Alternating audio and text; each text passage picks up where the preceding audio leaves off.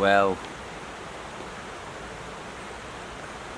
hard to say what it is really. It felt somewhere in between like a band and a movement type thing, you know, like it was like a way of life and a band, or a way of life around music.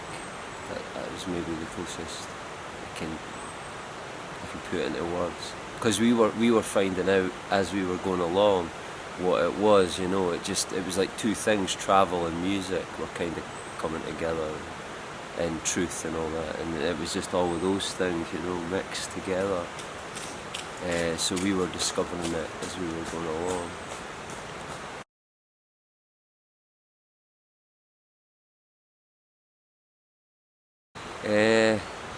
Yeah, there is a difference. David William is just the music, essentially, or started that way, is just the music.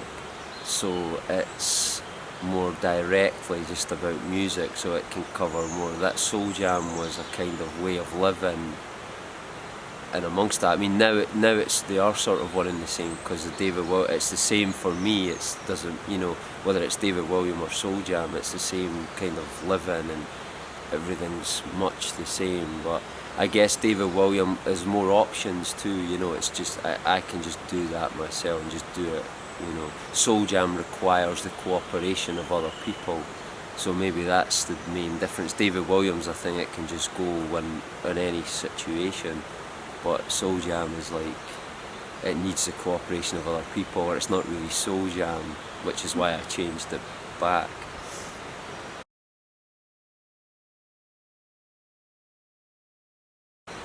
Well, Kate Threadgill was the main person in it, alongside myself, and then we had sort of help from, you know, people around us a little bit here and there, but they were never really fully involved in it, you know.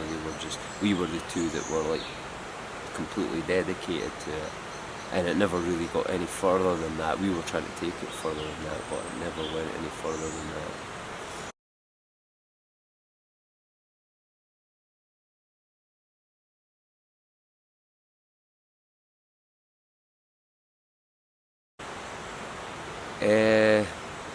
Well, SoulJahm Live was a collection of, it wasn't really an album as such, it was more like a box set, like a collection of all the tracks we'd recorded over the time in SoulJahm, ranging from about 2011 right through to up until 2017, so that was like 6 years of just various bits and pieces.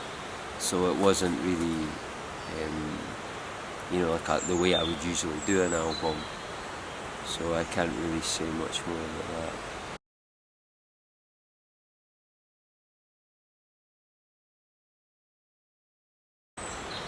Well, the Europe thing's always been there. It's been there like for a long time, and we went on a sort of, not on a musical trip or anything, but just on a backpacking trip in 2002. And that was one of the first things that we did. So, you know, it was always there when we returned after that trip to Edinburgh. It was always in our minds to try to go again to Europe, I think. And then it just aligned a certain way in 2010. Lots of things lined up that seemed to signify that. Kate was really fed up with her job at that point, and our boss she didn't like his attitude to her at that time, and you know, it was like she was getting pushed out of that situation. You could kind of feel that. I was seeing lots of things that were indicating to go to Europe was the right thing to do, like signs around and so on. So that was kind of what provoked that, and it felt totally natural at the time. It felt right and natural. It didn't feel like a big deal in a way. I mean, although it was in a way, because we were giving up everything and sort of going into the unknown, but it felt like the appropriate and the only thing we could do at that time.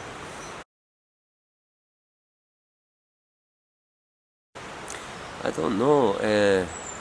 I mean, I've been kind of fascinated with it since I was a child. Like, I used to look at atlases and stuff, you know, and I liked maps, and like memorising capital cities and things like this. So I used to spend like know the countries quite well at like when I was, I don't know, 7, 8 or something like that. And I was always fascinated with Europe, particularly in Berlin and Eastern kind of Europe, and you know, these types of, I don't know, so maybe it was just because it was still in part of that Cold War era or something. I don't know what it was, but there was always something there. And I, unlike a lot of people I knew, I was not like at school friends and so on. I was never really drawn so much to American culture. Like a lot of people, you know, that's their dream, is to go to America. A lot of British people, or Australia or something like that. I was always like Europe, and then maybe Europe, Asia, and South America probably were more the places I had a kind of thing for, more than America and Australia, more than the sort of usual ones. In Europe, well, you know, the only place I'd really been was Malta before, on one trip, a school trip to Italy. But I knew it a little bit from that, so I had already experienced it as a child, so I kind of liked the culture. It just seemed like the pace of life, the way of life, would fit, you know, better for us than the UK or, you know, anywhere else we could think of.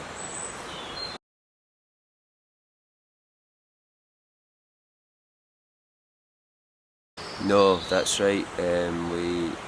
We had been, I'd been gradually getting back into the music after a few years, couple of years off it, sort of maybe writing on songs, but not doing much more than that.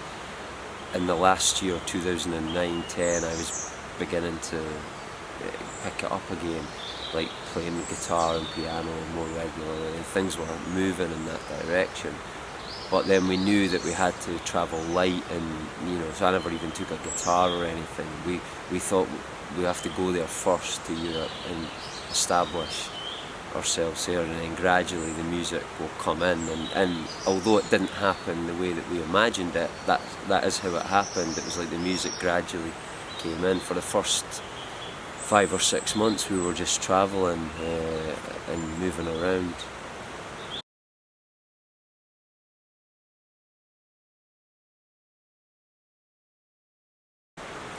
Well, I remember because we had our laptop stolen, all those first few months where we didn't even have a laptop, so we had like no entertainment. And I remember some of the apartments that we stayed in, we had to go back to old-fashioned entertainment, like radio, which was really nice actually, radio. And there was like one apartment, and we found a jigsaw, and we just sat and did this with the radio. You know, it was like really like that. And I remember in winter 2010, when we were in Berlin, we were in an apartment that was just nothing much in it. Tellies was all in German, so you know, could watch the snooker or something, but not understand much else. So that was like where we started, I think, discussing ideas, and like all these ideas were coming because we had a lot of time to just sit around and kind of talk and meditate, or whatever you want to call it. You know, there wasn't much else to do, so we would just sit like that, and ideas would come up, but we would get there would be quite a powerful feeling behind them. And I think we started talking about getting a ukulele, like getting some instruments at that point. A ukulele came up because we needed small instruments to be able to travel with. So we settled on ukulele and melodica. And then we spoke at that time about a laptop as well, getting a new laptop. Even though we had no means for it, we were talking that way. And within a few months, all of those things came to us through indirect means, but they kind of came to us, and we recognised that it was those powerful talks we were having kind of seemed to generate something. So that's when it started to come in. We got the ukulele, Kate got the melodica, and we got a new laptop, we got a little microphone recorder thing, and bit by bit it started to, for instance, an example, I bought this microphone recorder, and it was just to record ideas. I was just looking for something to record ideas with, And then I found out after I got it, I didn't know it had this function, but I found out it could be used as an audio interface. So when that was recognised, we were like, oh, well, we've got a laptop, we've got an audio interface. If I just get, my brother Mark to send over my DAW software, then we can start recording on the move. That was what opened that up. We suddenly realised, the possibility to record actual stuff while we're, proper recordings while we're travelling. We can start to do that. So that's and it all just pieced together. Soon after that, some of the apartments that we ended up booking would have a piano in them without us knowing. Like, it wasn't in the description. We would just fit, and that hadn't happened before. So it's like, oh, this place happens to have a piano, let's put that on one of the recordings. So suddenly you go from ukulele melodica to now you've got a piano, and it was things like that were happening at that time.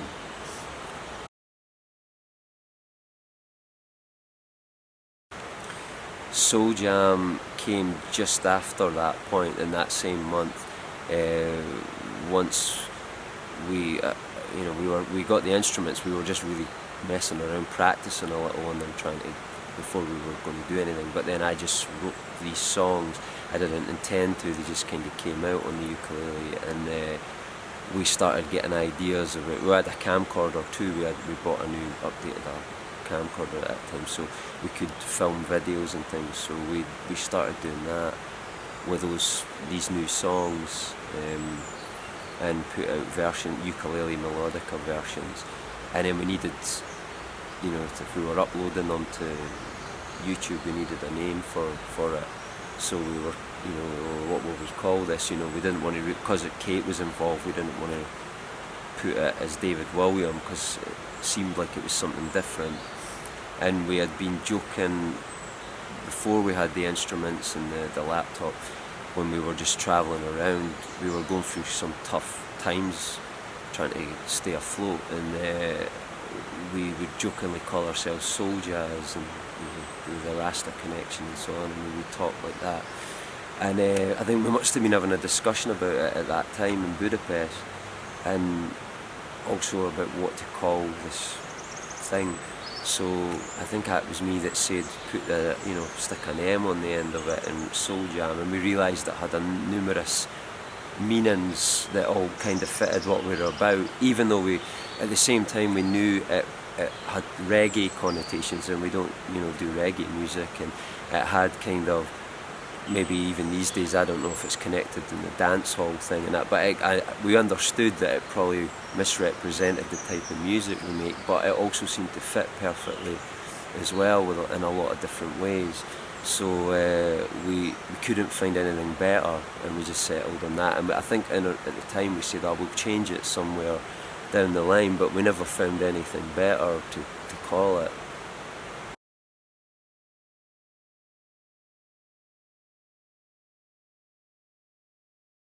Yeah, definitely. That's probably the main thing that separated it from the David Williams stuff up to that point.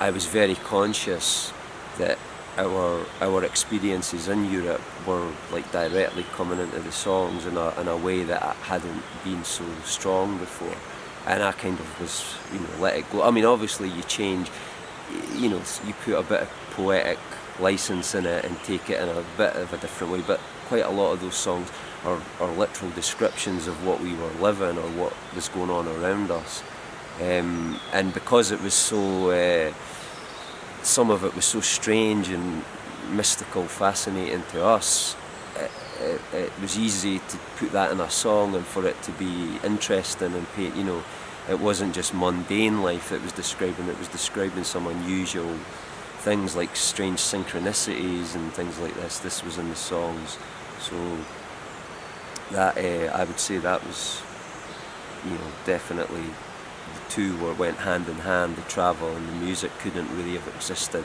without each other at that time.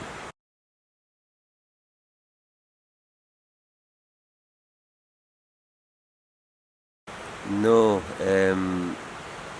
that developed because I was like singing along to karaoke tracks, I was kind of using that when we didn't have any instruments and things, and then even when we did, I was kind of using that as a type of singing practice, just to keep my voice, because I would notice if I went a month without singing, and then we tried to do a recording or something, your voice is not as like supple, so I would just sing in karaoke, and she would just sit sometimes doing other stuff, on the computer or whatever then.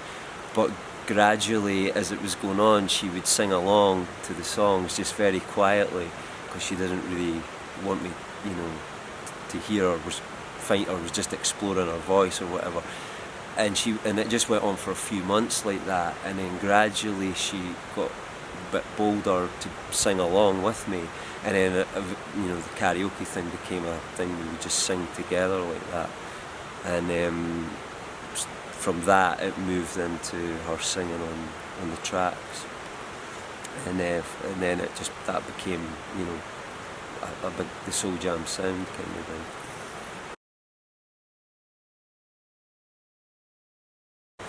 Yeah, they were an influence, I think. Kate had got the CD, because we went to see Calexico, I think, in 2006, and Beirut were supporting Calexico, and Kate picked up this CD, and we'd never heard this band, and she kind of grew to love them first, and then I was hearing the songs too, and I really liked it, and I don't think it was conscious with SoulJahm, but after a while of the first few songs, and I recognised some similarities, and I remember us watching some videos and liking the way that they did certain things. So yeah, they were definitely probably an influence in that.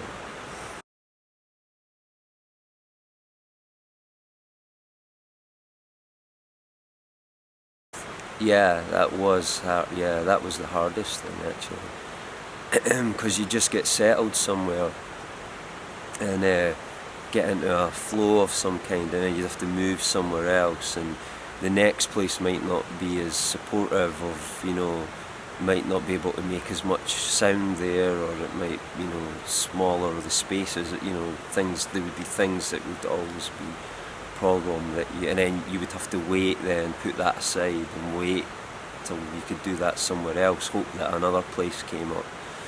So that went on a lot, and that's the main reason why there's some SoulJahm songs like Suzanne and Magic of Fountain and even Metropolis that were started in 2011 and never got finished until the last few years. It's not because I've been like labouring over it, like it's just simply because of these interruptions, and then they get put aside, and then you work on something else, and then maybe you come back to it like later. So that was the only way we could work on it, going through that experience.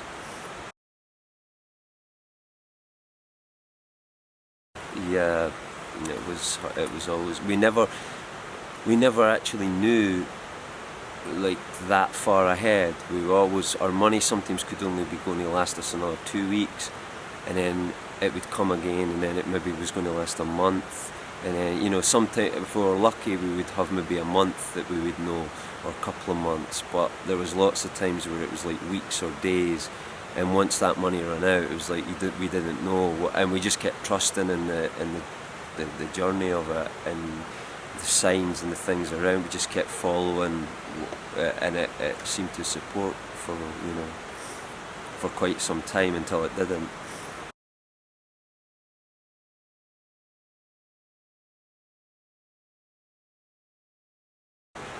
Yeah, it could be one of those sort of classic SoulJahm songs, in the sense of it's what it was all about,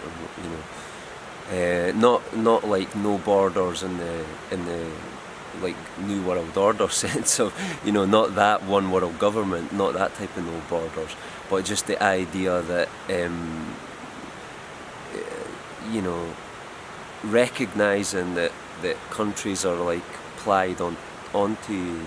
You don't come out of the womb go, I'm Scottish, someone has to tell you that, and so it's not really, it's man-made stuff. It's not that they're imaginary, but we live and make it as if it's a concrete, real thing, but there's just land and there's just sea, and then we draw these imaginary lines on it, and people have wars and stuff over this, and people fight and have pride, and other people have shame, all because of these things. So it was just kind of, that song was basically just pointing that out, which seems like an obvious thing, you know. When you say it's really simple, it sounds like really obvious, but nobody really lives like that, as if they know that. But that's what SoulJahm was kind of about. That was like trying to live with that feeling that you don't belong to any country or anything. You're just, enjoying this experience of life.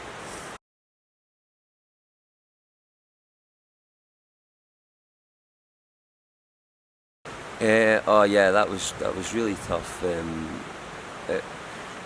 I didn't know what I was really meant to be doing at that time with it. Like I didn't know. Do I carry it on? Do I go back to David William? Do I, do the SoulJahm? I still totally felt everything that SoulJahm was about, so nothing changed there. I never stopped. That never stopped. But it was like, how do I carry it forward in a new way now? And is it still SoulJahm if I do that? So I kind of went on, and I think I released the next few things as SoulJahm. I still used that name. Then it became David William and SoulJahm, and I just played around with that whole thing.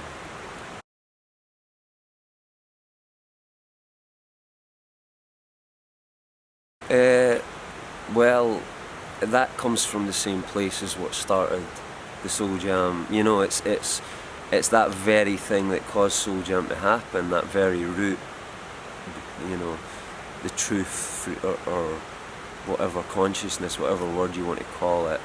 It's coming from that place, and that was the thing that inspired SoulJahm in the first place to be born. And then that's the thing that gave me the strength, because that was still there, because it's real. It's like, it's not that never dies, that thing. So that was there was no question of that falling apart.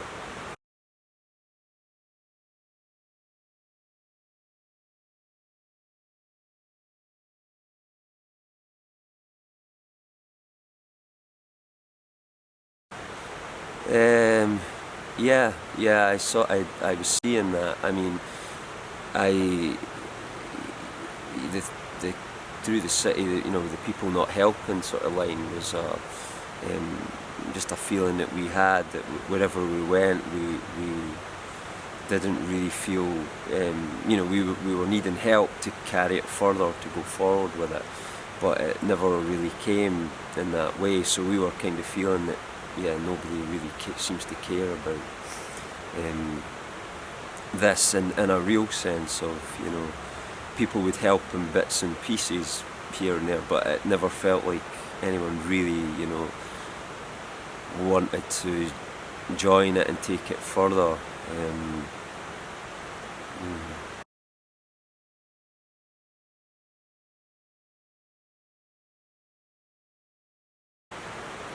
Yeah, probably. It probably started like that anyway. Like a lot of songs, it's something, event or some person or something inspires the original thing, but then as you're writing it, it goes into other areas and starts, like, other things come into it. So it was the title was definitely inspired by cake, because sunflower was our favourite flower. But then there's other lines in that song that seem like they're talking about something else, so.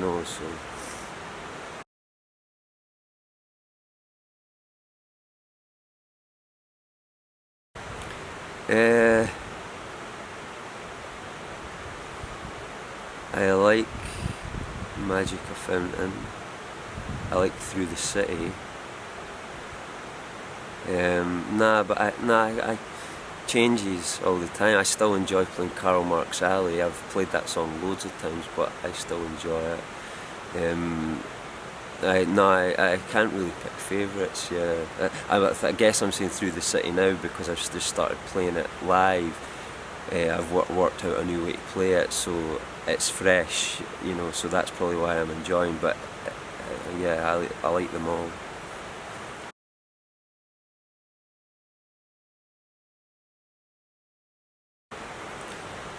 I really don't know.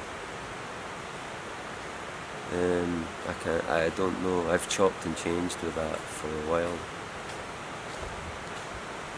And I mean, at the moment, it's just like I'm just doing what I can, and then I'll decide later what it will be called. And it depends on other people's cooperation. For SoulJahm, as I said before, it really needs that. So it's not really in my hands, you know, that side of it, because I'll just do what I do regardless.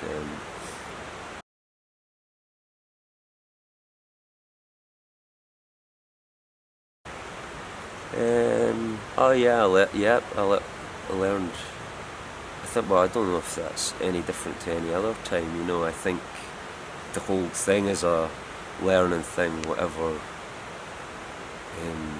name you put on it. But yeah, I guess that experience, it was a unique experience that it seemed to come together with. You know, SoulJahm existed predominantly in this travel phase around Europe, and that's the only place it really existed, you know. It wasn't sort of like we were SoulJamm in Edinburgh for years and years in one place. It was all part of that thing. So I suppose, yeah, I did learn a lot in that traveling period. I learned some things about traveling and about, you know, how to survive and things like that, and those situations, and testing out like the consciousness or the spiritual stuff that was coming through, sort of testing out how reality works. It was good. It was certainly good for that, finding out how you can influence things, or how things influence you, and you know how those things can make a difference in the physical kind of world as well.